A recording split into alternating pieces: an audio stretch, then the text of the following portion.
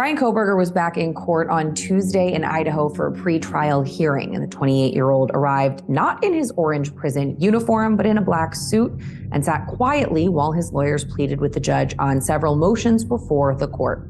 Specifically, they are asking for the judge to force the state to turn over a bunch of investigative information, including backgrounds on some of the police officers involved in the case who may be called to the stand.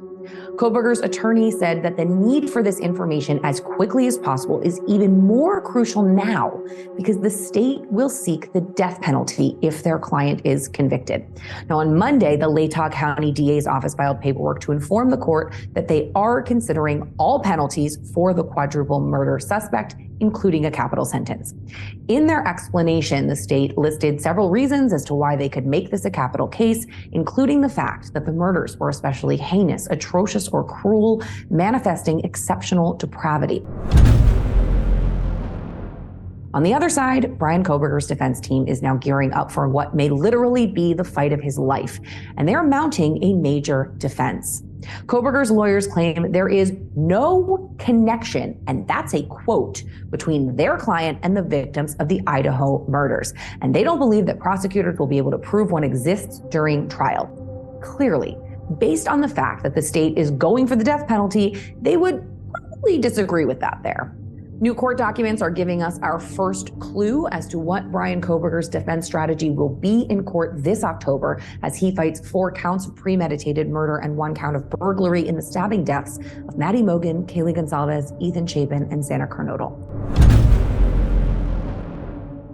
We've known for months that a knife sheath was left at the crime scene. It was discovered to the right of Madison Mogen's body. It was buttoned side down, partially underneath of her and the comforter.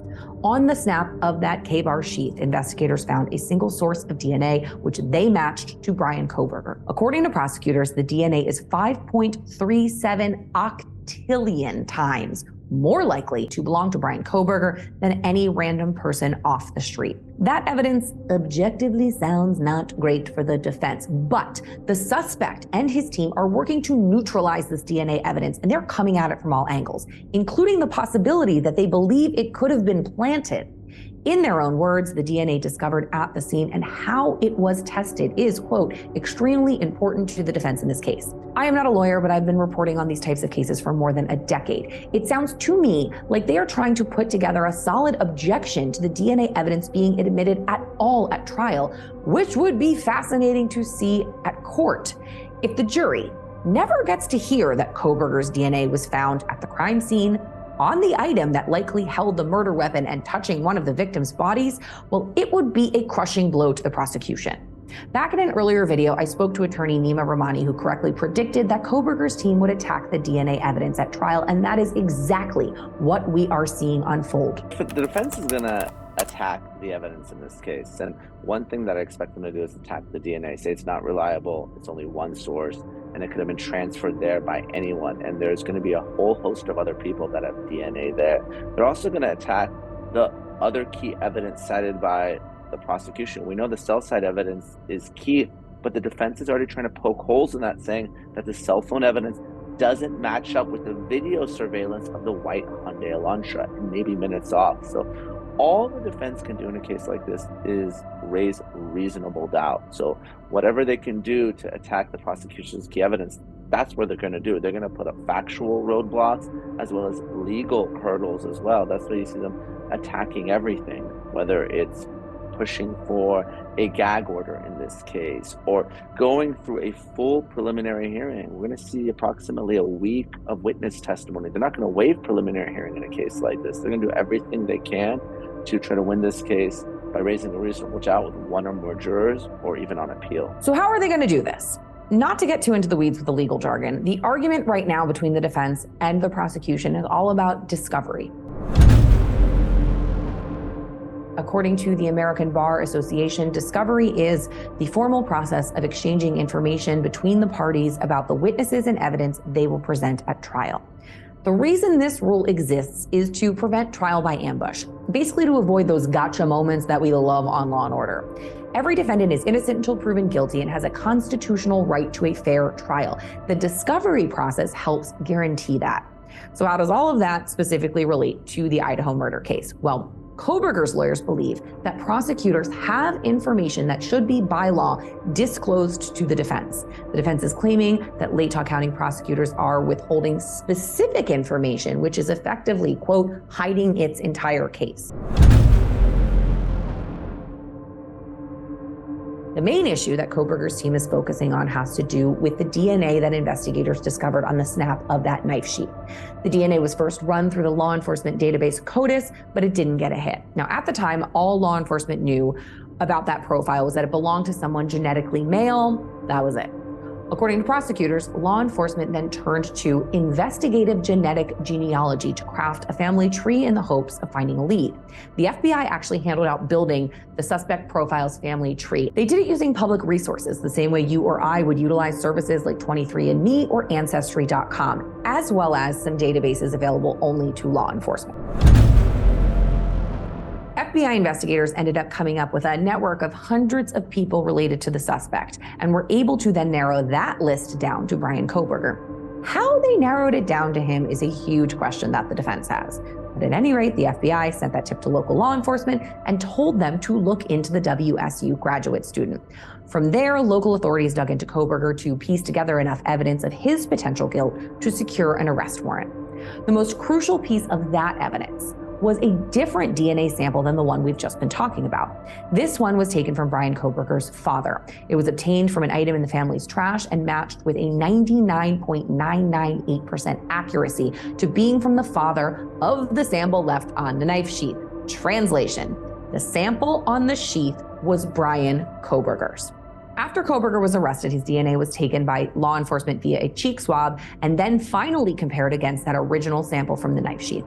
I know this sounds like a lot, and I've actually left out the really tedious sciencey stuff, but I've spoken to experts who have pointed out that this DNA evidence could be the difference between a guilty or not guilty verdict. This is why it is paramount for Kohberger's team to poke holes in its authenticity if they want to have any shot of him walking free. Now, they don't seem to be disputing that the touch DNA on the sheath belongs to Kohberger. They seem to be preparing to tear down the science around how it was tested and how it got there to begin with. And the prosecution is trying to keep secret some of that genetic genealogy information. And their reasons are twofold. One, the majority of the workflow is done by the FBI inside of online portals on the websites. Prosecutors say they didn't document their work or print things out on their way to that family tree. So they say the documentation the defense wants doesn't exist. And second, there's a desire to protect the identities of the hundreds of relatives whose information was used to help populate the family tree. The state wants a judge to issue an order of protection for this information, meaning that they wouldn't have to turn it over to the other side. But in court documents, the defense essentially calls BS on the whole argument and instead wants the judge to compel the state to release all of that information. Here is how one attorney on Kohberger's team put it. The defense is to guess whether the state focused its investigation on Mr. Kohberger via a bizarrely complex DNA tree experiment or through its faulty identification of the vehicle involved in the case. And what they're asking for here is pretty illuminating too. Some of the discovery that Kohberger's team wants includes things like emails and texts regarding biological testing in the investigation and information on all the lab personnel who worked on the case. Now, at the top of the video, I mentioned the theory that Kohberger's DNA could have been planted on the knife sheath. I personally don't buy it, but in court documents, Team Kohberger seems to suggest just that. This is how they worded it. What the state's argument asks this court and Mr. Kohberger to assume is that the DNA on the sheath was placed there by Mr. Kohberger and not someone else during an investigation that spans hundreds of members of law enforcement and apparently at least one lab the state refuses to name. One other avenue that the defense is looking into regarding the DNA profiles is the possibility of other relatives who might be similar to Mr. Kohberger. That sounds like they're going to suggest that the knife sheath DNA could belong to someone related to Bryan Kohberger and not Bryan specifically. Again, this feels like a huge leap to me, but according to his lawyers, this line of thinking, quote, is extremely important to the defense in this case. Now, all of this really boils down to one major defense strategy that I believe his team will cling to. Their belief that law enforcement already had their sights set on Kohberger and then made the investigation work towards proving their predetermined theory. They write, A massive investigation came to focus on him and him alone. The state appears to be trying to hide its original domino such that he cannot discover why. The defense also plans on attacking the investigation on another front by pointing out instances where they believe law enforcement ignored other potential suspects. 3 additional male DNA profiles were discovered in and around the crime scene, 2 in the house and 1 on a glove found outside a few days after the murders. Like Kohberger, these DNA profiles didn't get any hits in CODIS. All of these seem suspicious at first blush and definitely warranted further investigation. A glove certainly could have belonged to the killer, and the 2 other male DNA profiles were discovered, quote, where the deceased were located. Pretty big leads if you ask me, and as far as we or the defense are aware, it's not clear whose DNA that is. It is possible, however, that the identities have been discovered and police ruled those people out as suspects, or that the type of DNA and where it was located was deemed irrelevant. Here's what I mean by that. Here's an example of how DNA evidence could seem really important, not so much. Skin cells under a victim's fingernail is a lot different from an investigative standpoint than some saliva on the lip of a solo cup of old beer. Remember, this is a big house, 6 bedrooms, multiple roommates. Kaylee and Maddie both had boyfriends, and 1122 King Road was a party house.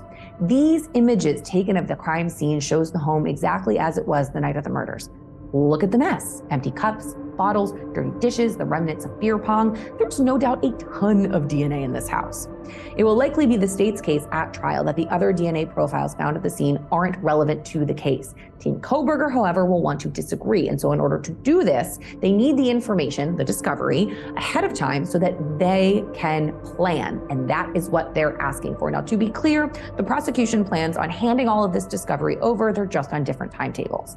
We also know now, based on this new information, that police did run down several possible suspects during the course of their investigation, not just Kohberger. The defense says that DNA samples were taken from several people, including one person whose sample was surreptitiously taken from a discarded cigarette.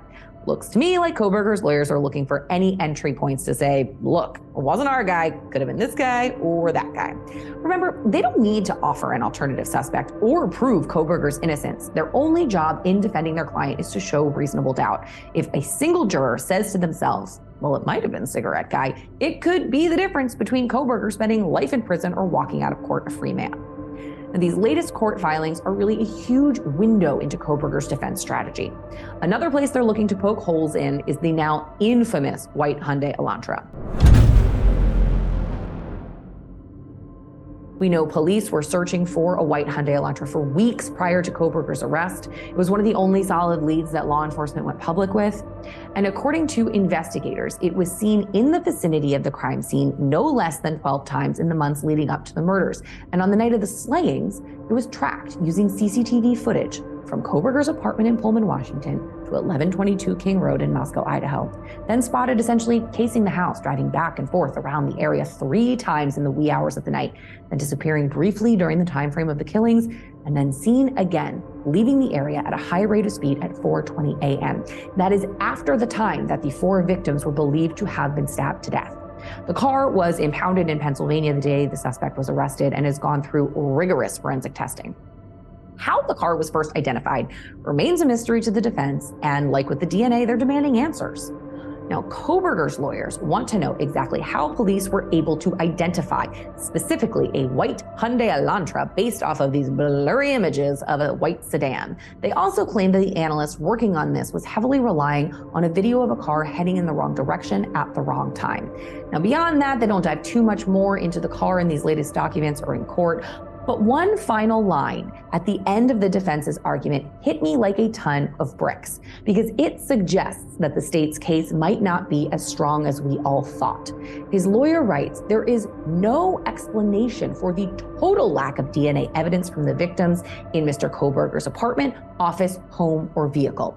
I don't know if this is just bluster or if it's fact, or if the discovery of some of this evidence just has not been turned over yet. We will have to wait and see at trial. And we will see it. Last week, the judge ruled that cameras will be allowed in the courtroom for the Kohberger case. For now, that might change. As for the motions before the court on Tuesday, Judge John Judge, yes, his name is Judge Judge, he will rule on those in the coming days, and dailymail.com will have the updates. For more true crime content like this, hit like and subscribe.